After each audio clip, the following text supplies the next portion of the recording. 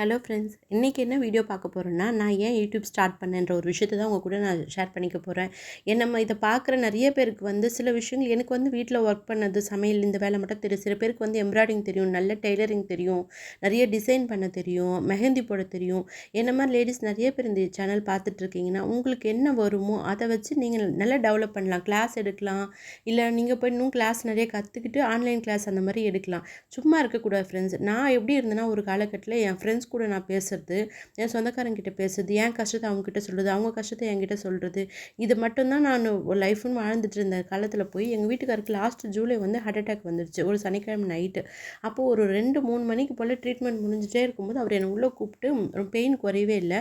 அப்போ அவர் சொன்னார், கிரெடிட் கார்டில் இவ்வளோ அமௌண்ட் இருக்குமா, இவ்வளோ தான் அமௌண்ட் லிமிட் இருக்குது. அப்புறம் 2-3 அவங்க ஆஃபீஸ் நம்பர் கொடுத்து, இவங்ககிட்ட நீ காசு கேளு, சமாளிச்சிருவல்ல, உன்னால் முடியும், நீ பார்த்துப்பல்ல, முடியலன்னா நாளைக்கு போய் நகை வச்சுட்டு வரதா இருந்தால் வச்சுட்டு வா, அப்படிலாம் அவங்க சொல்லும்போது அந்த டைம் தோணுச்சுப்பா.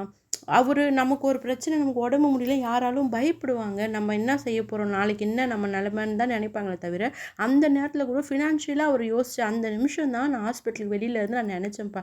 நம்ம ஒரு 20-21 வருஷம் ஃபேமிலி, பையன் இப்படியே நம்ம ஓடிட்டோம். இருக்கிற கொஞ்சம் காலகட்டத்திலையாவது நம்ம மற்றவங்களுக்காக நம்ம பேசி, மற்றவங்க கூட நம்ம டைம் ஸ்பெண்ட் பண்ணி, எதனா ஒன்றும் நமக்கு யூஸ் கிடையாதுப்பா. அதை வச்சு நம்ம கூட நல்லா பழகிட்டு, நம்ம வரைக்கும் பேசுகிற வரைக்கும் பேசிட்டு நம்மளை யூஸ் பண்ணிவிட்டு, அதுக்கப்புறம் நம்மளை தூக்கி தான் போட போகிறாங்க. அந்த ஃப்ரெண்ட்ஷிப் எதுக்கு? இல்லை அந்த மாதிரி சொந்தக்காரங்க நமக்கு எதுக்கு?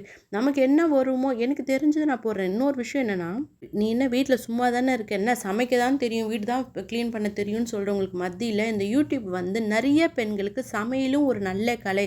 வீட்டில் ஒரு ஹவுஸ் ஒய்ஃபாக எப்படி பண்ண முடியும், குக்கிங் ஆகட்டும், அப்புறம் கேக்கு அந்த மாதிரிலாம் நிறைய பேர் பேக்கிங்லாம் பண்ண ஆரம்பிச்சிட்டாங்க. நிறைய விஷயங்கள், நிறைய இன்றைக்கி ஃபேமிலி லேடிஸ்க்கு எல்லாருக்குமே அடுத்த லெவல் கொண்டு போய் நல்ல ஒரு அங்கீகாரத்தை வாங்கி கொடுத்தது யூடியூப். பண்ணிச்சு இதை கைவிடாதுன்ற நம்பிக்கையிலையும், நமக்கு என்ன வருமோ நம்மளுடைய திறமையை வெளியில் காட்டுறதுக்கு நிறைய ஹவுஸ் ஒய்ஃபை இன்றைக்கி ஒரு அங்கீகாரம் கொடுத்துருக்கு இந்த யூடியூப்பை வச்சு. சோஷியல் மீடியானா நல்ல விஷயங்களும் இருக்கும், கெட்ட விஷயங்களும் இருக்கும்ப்பா. நமக்கு என்ன வருமோ, நமக்கு என்ன தேவையோ அதை மட்டும் நம்ம எடுத்துக்கணும். நம்மக்கிட்ட இருக்கிற நல்ல விஷயத்த மற்றவங்களுக்கு கொடுக்கணும். இது மட்டும்தான் தவிர்த்து நிறைய பேர் சொல்லுவாங்க, சோஷியல் மீடியாவா அப்படி இப்படின்னு. அப்படிலாம் கிடையாதுப்பா. நம்ம என்ன நினைக்கிறோமோ, நம்ம என்ன செய்யணும்னு நினைக்கிறோமோ, நம்ம என்ன இலக்குக்காக நம்ம ஓடுறோமோ அதை நம்ம செஞ்சுனா நிச்சயமாக நல்லா வருவோம் ஃப்ரெண்ட்ஸ். எனக்கு அந்த நம்பிக்கை இருக்குது. என் சேனல் பிடிச்சிருந்தா please like and subscribe friends. என்ன மாதிரி ஆளுங்களுக்கும் நீங்கள் சப்போர்ட் பண்ணணும். தேங்க்யூ.